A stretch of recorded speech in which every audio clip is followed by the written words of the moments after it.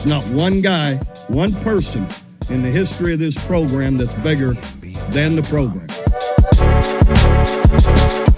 What's better than this? Guys being dudes. Oh, what's up, everyone? Welcome into this post-game pod edition of the Program Guys podcast. Mason Prince joined with you, as always, with Mark Hall. The rest of the boys taking the night off, but we just wrapped up. Game just ended a few minutes ago, and Oklahoma beats Tulsa in Tulsa for their first road game of the 2023 season, 66-17. Absolutely dominated. Be sure to like, subscribe on our YouTube channel. You can follow us on Twitter and all of our social media channels, Program Guys with a Z. Check it all out. You can also go to programguys.com, find all of our written content there as well. Buy our shirt September 21st, final day to pre-order our t-shirt. Oh my gosh. Spotify, Apple Podcast, Buy the shirt. Google Podcast. Buy some shirts, people. Shout out FanStop. Appreciate you. That's Thursday this week. It's coming. Yeah. It's coming. If you've been on the fence, now's the time. Now's Buy the a time. shirt, join the program, be a part of the movement, baby. Yeah, 100%. Mark, opening thoughts. 66-17. I think this team looked pretty good, man. You got any opening thoughts for us? Yeah, how good can you look and then also still want more? And I know no, I feel the same. Yeah. We have some homies in the comments that are going to be a little displeased with me for that, and no shade. I think that obviously Dylan Gabriel, you can't ask for more than he gave you. There's only 3 incomplete passes. The defense looked awesome all day. Really, 17 points is not a lot of points. But there's things here and there. There's things here and there that I didn't expect to be issues against Tulsa that turned out to be issues. And those are the things that the coaching staff is going to be zeroing in on and trying to fix before we start Big 12 play next week. What about you? What do you think? Just general thoughts broadly about the game. I agree with you. Could have looked better. There was stuff that you still feel as though it was left on the bone, right? Like the running game wasn't there all the way as it should have been. And yeah, there was some rushing touchdowns, a good amount of them, obviously, when you score 66 points. But truly, the passing game is what did it today. You had 3 receivers over 100 yards. First time they've done that since 2012, I believe. That's what ESPN said. Yeah. I credit to ESPN for that stat, I guess. Yeah, I mean, I thought the defense played super well. Like, you got that lull in the second quarter, but man, they came out in the second half and were just as locked in as they were in the first quarter, man. I was super impressed. I'm serious. We got to halfway through the second quarter and I was like, this team's the real deal. This is who we've been waiting to see. Well, and I'm glad you bring up the lull in the second quarter, because I was you're never happy to see your team go through a stretch where they're not playing well. But I was encouraged by the fact that Tulsa figured something out, right? Mm-hmm. That 4th down touchdown play where the receiver runs up and then out and then up again and just cooks Reggie Pearson trying to catch him on the back end. That's something Kevin Wilson saw in Brent Venables' defense and knew he could take advantage of. And I'm really excited by the fact that didn't get us down. We lost the second quarter 14-10. Yeah. You lose the second quarter 14-10, and then you come out 21-3 in the third quarter. You figure out where you made those mistakes. And very importantly, we made adjustments. That was encouraging. It's Tulsa, but it's still encouraging to see a team gets the jump on you a little bit like they did in the second quarter, and you get the jump right back. Yeah.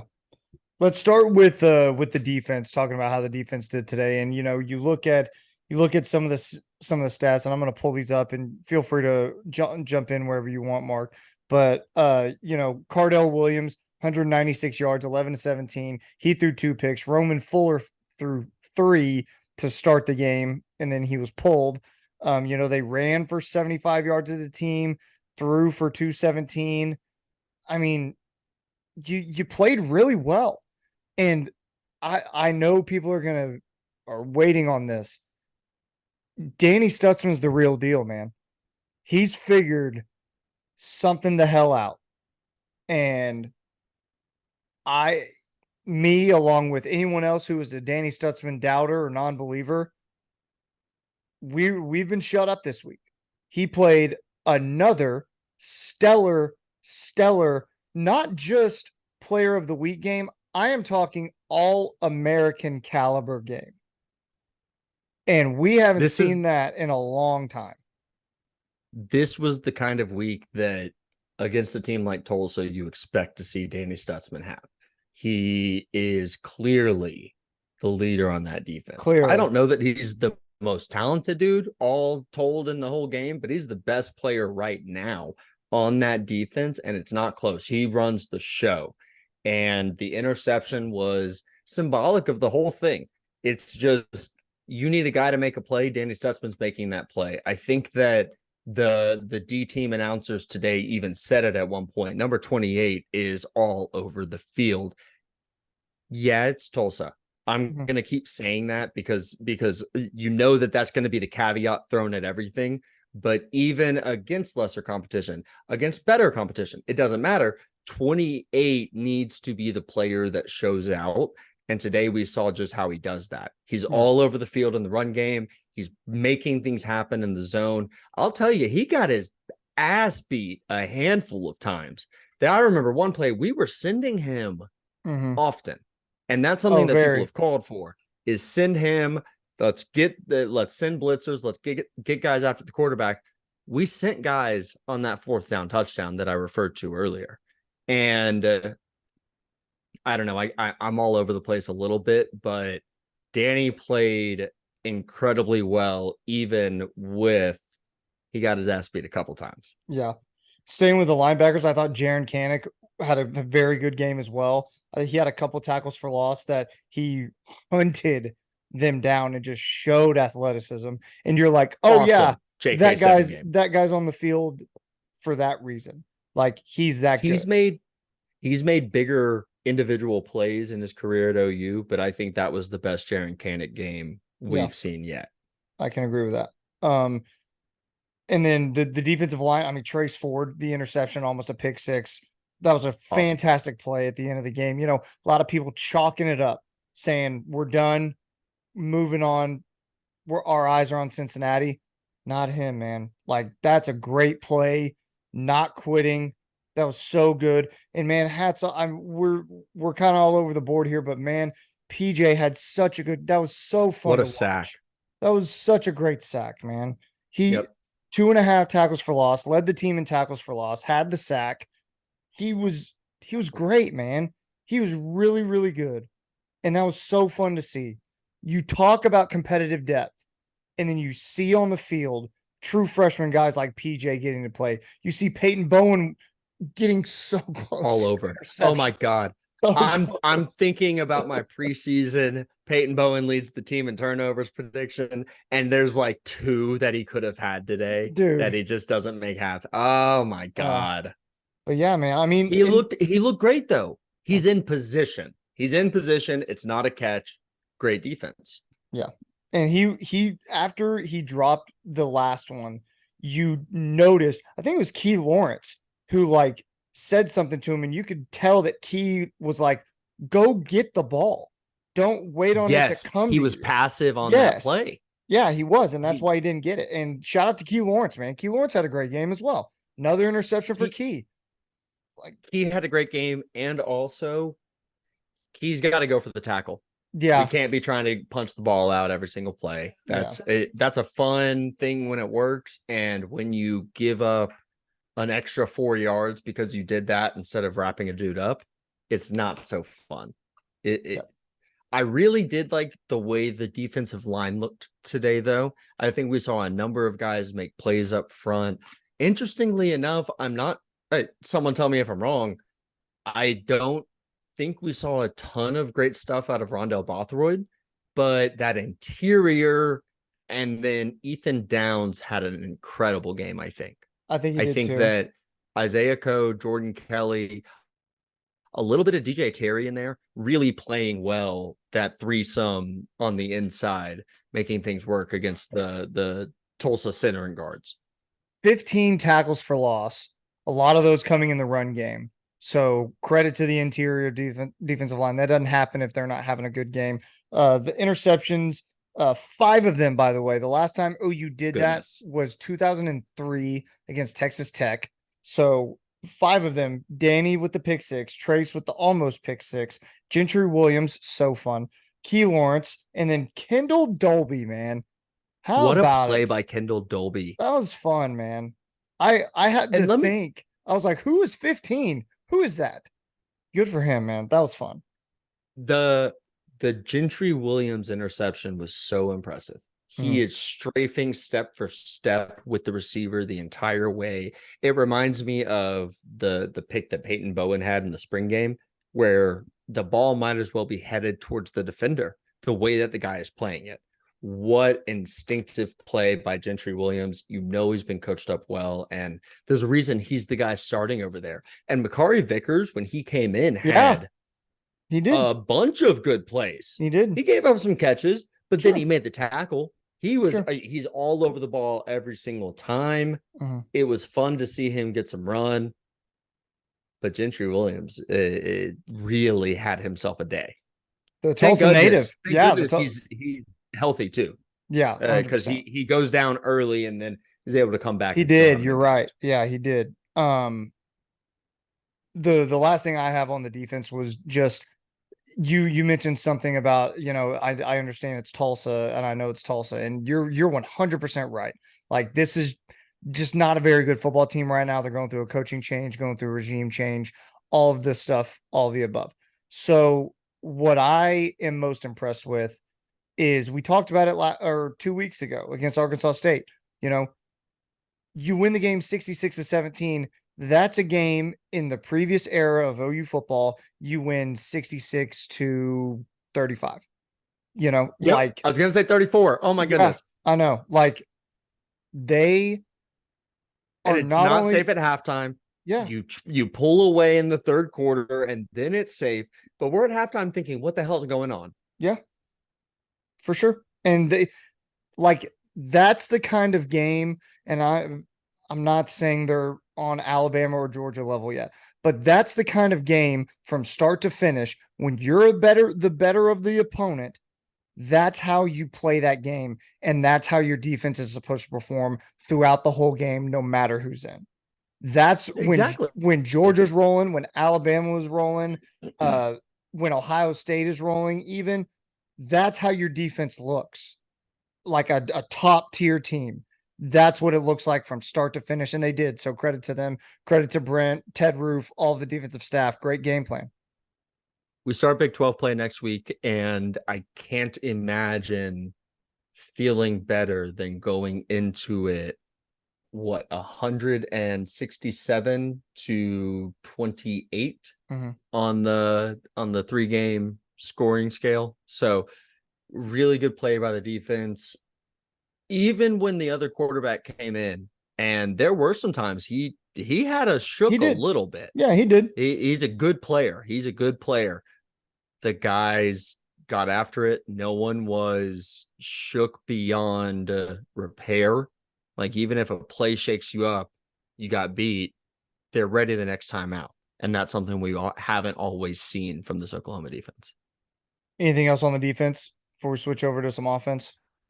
Just one thing, and it's more like, word of the wise sort of deal. You want pressure every play. Pressure every play gets you the 4th down touchdown that I've hit on multiple times. That's it. It gets you sacks, it gets you tackles for loss, and it also gets you beat sometimes. So that's why we don't see it as often as people might like to, is that can be risky. That's all. Honestly, your back end, your secondary has to be great when you're going to bring pressure like that. You're 100% correct. Ooh, one thing too, we ran a zone blitz at one time, and Trace Ford made the play on the receiver out in the flat. I saw that. I remember that. I remember, how is Trace Ford all the way out there right now? Sorry. I think there was a flag on the play at some point, but between that and reading the screen and getting the pick 6, incredible game out of Trace Ford, not even rushing the passer. No, Just instinctive playmaking. Good stuff. it was Really great, good man. stuff. That's why you bring in a Norman. Also Brent still coaching as hard as he possibly can. Kobe McKenzie on the sideline as times winding down in the game after the last defensive series. I mean, that's Linebackers yeah. catch no grief. No, Catch no. They receive no quarter here. No, and you can tell, No, and you can sir. tell Kobe's trying to like defend himself, and Brent's just like not having it. Not in a like, That's not how it works. yeah, here. not in like a mean way, but like I know more than you. You're wrong. Like just Look, know you're wrong. We'll watch the film, young man. Yeah. And I'll show you what's what. Yeah, this was the first game I think we saw much of Connor Neer. And I saw him as well. Talk Yeah. around him. A lot of preseason talk around Connor Neer. I was riding the hype train. I might have been the driver on the hype train, and I think you were. We've seen them go consistently with Kip Lewis or Kobe McKenzie in his place. Interesting. If nothing else, interesting. Yeah. Let us know down below in the comments what you thought of the defensive performance. Did you like it? What could have improved? All that stuff. We read every single one of your comments. All right. Over to the offensive side. Offense had a fantastic. They started off so hot, man. Just so beyond hot. Look at the stats. First drive was sexy. Oh, it was so great. Oh, I'll go through these stats and then I have a point on that. 595 yards for the OU offense, 476 passing, 119 on the ground, 4.3 yards a rush, 13.6 yards a pass. Dylan Gabriel was only 3 incompletions on the day, 28 for 31, 421, 5 touchdowns, 1 interception. Heard a lot of talk about that being Dylan Gabriel's best collegiate game in his career, which is wild for a guy with 40 starts. Jackson Arnold 2 for 4. That 50-yard touchdown to Nick Anderson was super fun as well. But that first drive, I laughed out loud. I was watching the game on my phone. I was at my nephew's football game watching the game on my phone. I laughed out loud. The first play is just a bomb to Andrew Anthony. Basically, Jeff Levy saying, "Shut up." That was, I laughed. That was funny.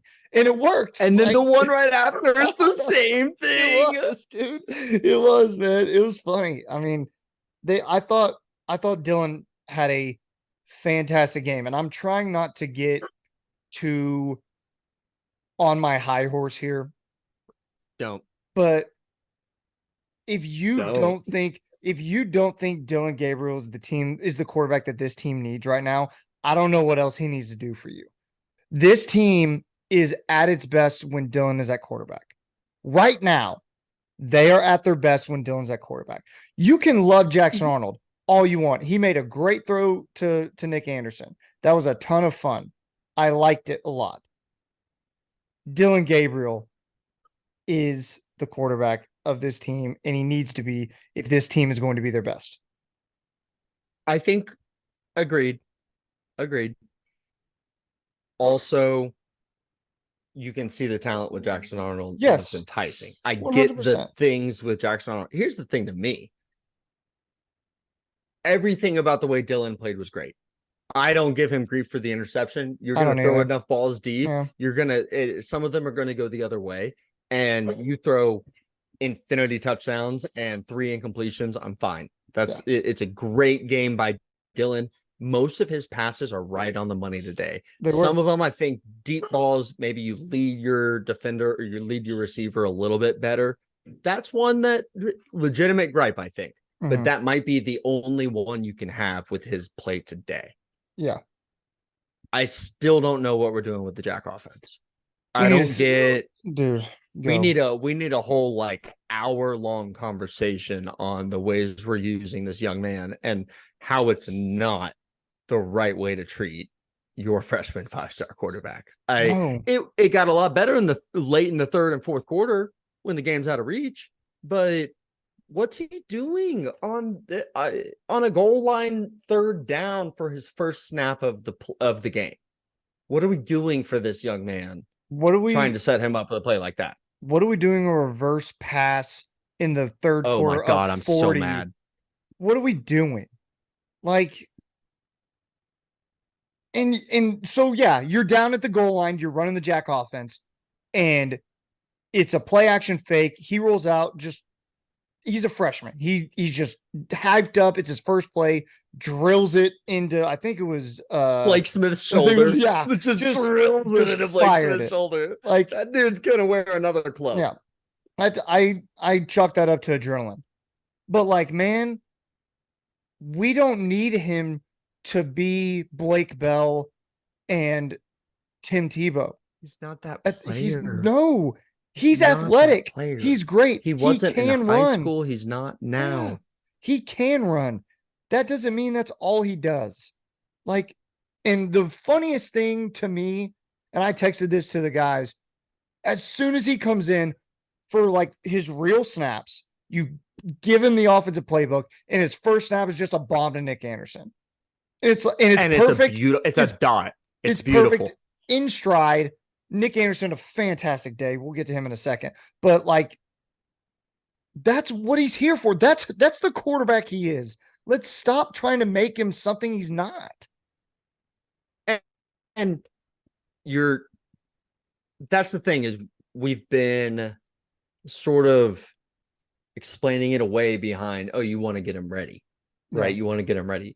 What if they just think this is the right thing to do and they're wrong? Yeah. Like, you don't know, but then you do see him, like you're just saying, the moment he gets his hands on the reins of the offense, the real offense, he's able to hit a ball beautifully to Nick Anderson. I mean, this thing, you can't place it better than that. And then Nick Anderson makes a play, breaks a tackle, touchdown. Beautiful. What have we seen from Jackson Arnold in the air that makes you concerned about giving him real sets in the offense once the score gets to a certain point? Because, of course, when you get into competitive play, I don't know how much I want to play that game, but I definitely don't want to play it with the 3rd and 1 jack off. That's not it. We need to be jacking off much, much more efficiently than that. 100%. Yeah, I agree. Siri, I understand as well. She does not understand. So Dylan and Jack had a great day, but also the wide receivers need their flowers. 3 wide receivers over 100 yards. Jaleel Farouk, great day. Andrew Anthony, chef's kiss. And then Nick Anderson with the other 100-yard day. Nick Anderson, 3 touchdowns, 2 for Drake Stoops. Just a beautiful, beautiful day from the wide receivers. And what did we talk about in the preview pod? Literally this. We wanted to see the wide receivers go ham. And they did. It was amazing. It's so deep passing. It's so great when you realize you have the best athletes on the field and you throw them the ball. And you just use them. Yeah. You just decide to use those guys. 2 notes that I had during the game, and Jaden Gibson only had 1 catch, 34 yards, but he catches it over 2 dudes, puts it on his helmet like he's Kevin Tyree. Yeah. David Tyree. Sorry, guys. David Tyree. I fixed it. Yeah. And on the other side, Nick Anderson, sort of the same archetype of dude, tall, long, athletic receiver. Good Lord. 3 catches, 3 touchdowns, and every one of them, he's making a fantastic play to make it happen. Yep. Rodney Anderson's little brother needs to be on the field, and so does Jaden Gibson. And I don't know how you make that work with all the other dudes, but you have to find space for these guys because they bring a physical profile that no one else does. Andrew Anthony is 6'1" and has a fantastic game. 4 catches, 112 yards. He's Dylan Gabriel's go-to guy. He is. Insofar as Drake Stoops isn't, right? If it's not Drake, it's Andrew Anthony. Yeah. And he's the same size, more or less, as Jaleel Farouk. These dudes are 6'4", 6'5". We need them on the field. 100%. Like, we have to have them on the field. And, God, it was so nice to see Jaden make that catch, man. It was so much fun. He's a dude. He really is, man. And he just needs opportunities. That's all he needs. And he can go out there and do it. But Nick Anderson, I wanted to mention this to you because you'll get it. Maybe no one else will. But I saw a tweet, Nick Anderson's day, and it was that photo of Randy Moss on Monday Night Football where he had 3 receptions for 168 yards and 3 touchdowns. He's on the bench. Yeah, he's on the bench. It's like the first half. Exactly. Like Nick Anderson's day. And that's very good. That was funny. But Yeah, man. And then there was photos of or videos of Rodney Anderson in the stands, just living it up, enjoying the Oh moment, watching yeah, his brother man. dominate. That's fun. That's just a good time. But I mean, shout out to the wide receivers, man. They had Emmett Jones got those dudes ready, and competitive depth again was at the forefront. A lot of guys got burned, and a lot of guys were productive. While we're on the topic, what's going on with Gavin Freeman on offense? I was just wondering. I was going to ask you the same thing because I don't. Because all these dudes are playing really well. Yeah. Jaden Gibson has an incredible one catch, and that sucks that it's just one, but it's an incredible one catch. Nick Anderson plays well. Jaleel Fruit plays well. Andrew Anthony plays well. Drake Stoops leads the team in catches. Gavin Freeman was claimed by Brent Venables to be the best receiver coming out of spring ball, and that was 6 months ago. Sure. We know he has a dynamic skill set. Why aren't we seeing that broken out more? I wonder if that's the sort of thing that Jeff Lebby is holding back, maybe, versus just scoring points the way that people wanted to tell us last week. Sure. But we know he can do stuff. So between him and personally myself, freshman Jaquez Petaway, I want to see both of those guys get a little bit more run alongside these gigantic dudes. Yeah. We have enough guys that can make plays that no one should be tired. Yeah. I think Patrick is going to be upset when he comes on the pod later this week and we talk about Gavin Freeman, because there was a couple Gavin Freeman throws that I think were just bubble screens, Patrick's favorite thing in the world. So they try to get him involved that way, and Petaway was involved that way as well. But you're right. I mean, in terms of like, are they getting the looks that these bigger wide receivers are? No, not at all. And I think they should be. You can see the way that Jeff Lebby sort of silos his receivers, and that's not inherently a negative thing, but you got to find ways to get Gavin Freeman the ball in space if he is this guy.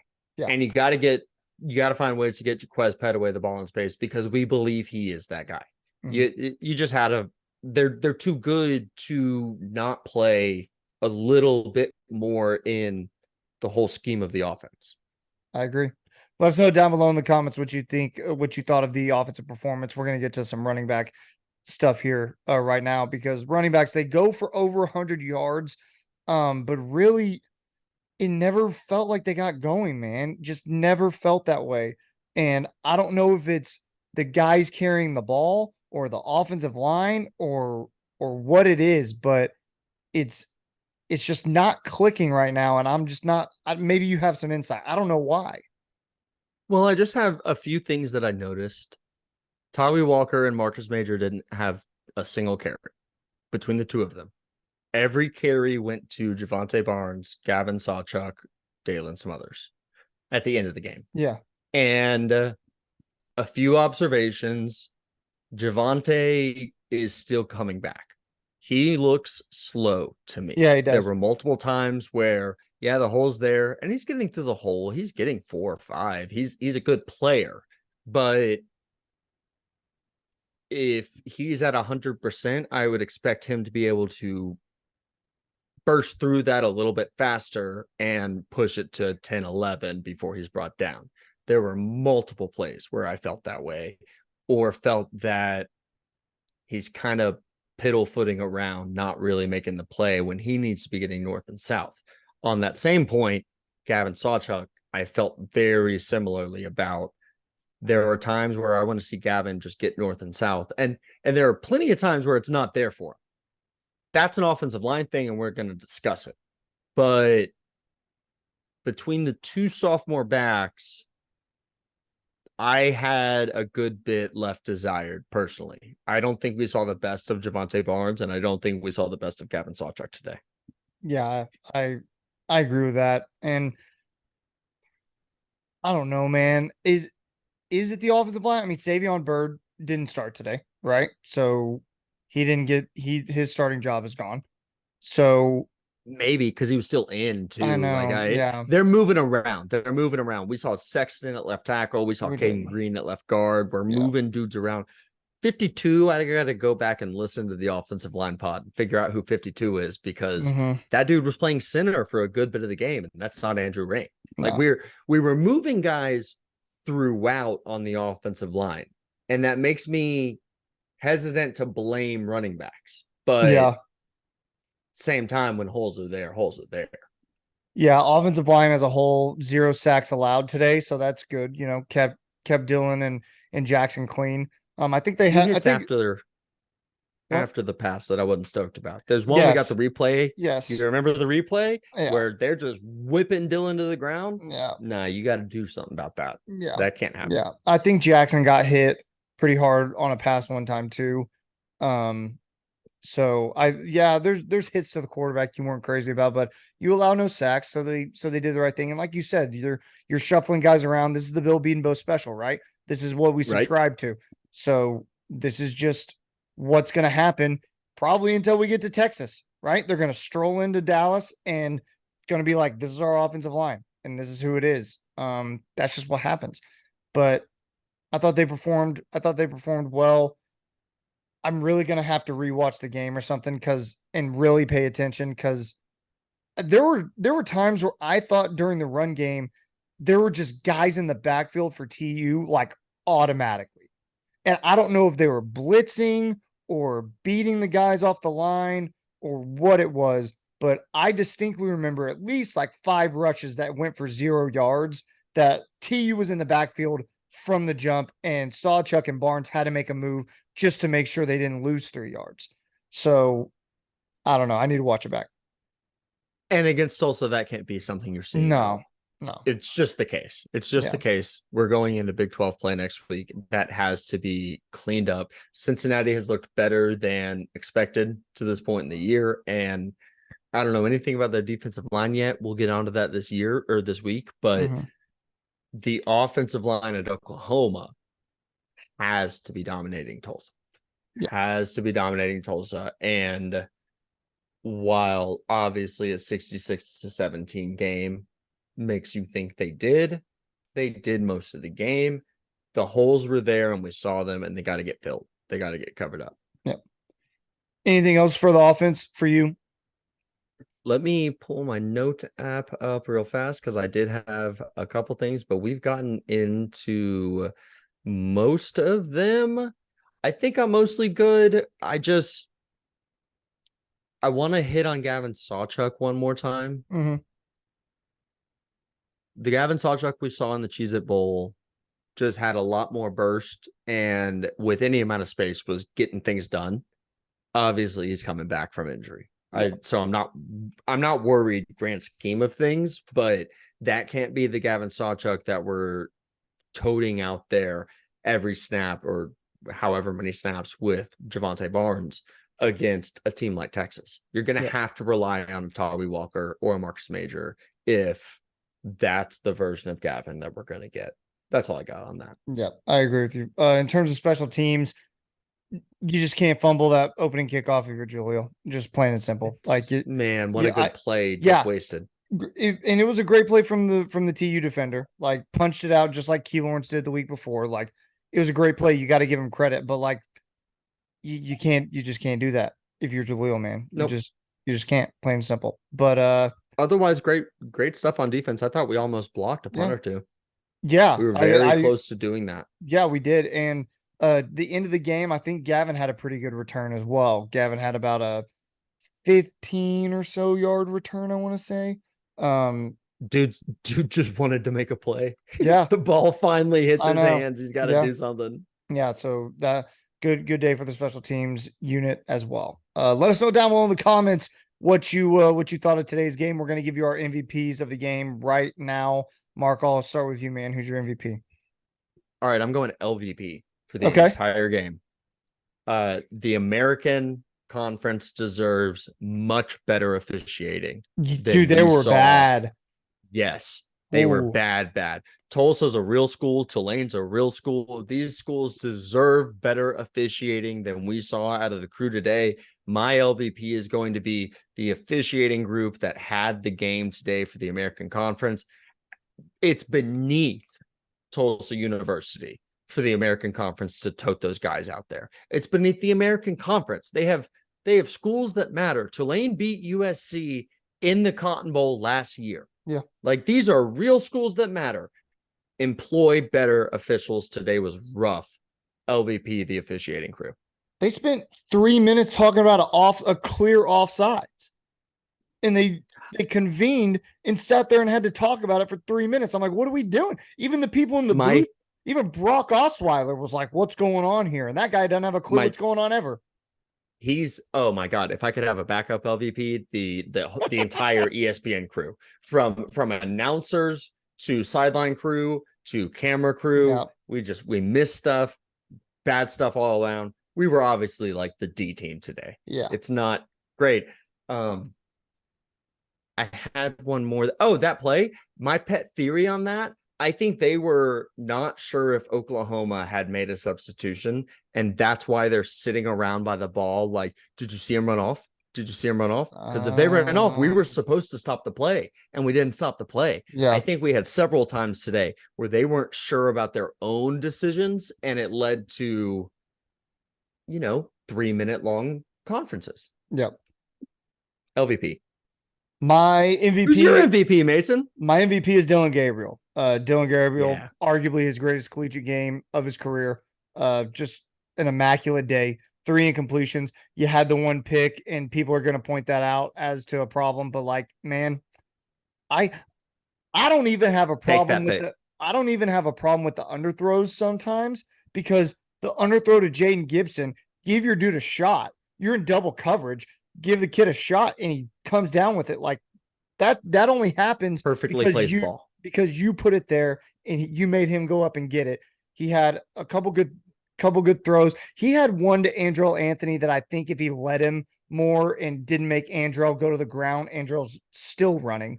But Dylan, just a really good game, man. He was crisp, he was sharp, he read the zone well and everything. Like, I thought Dylan played a fantastic game. Dylan Gabriel, my MVP.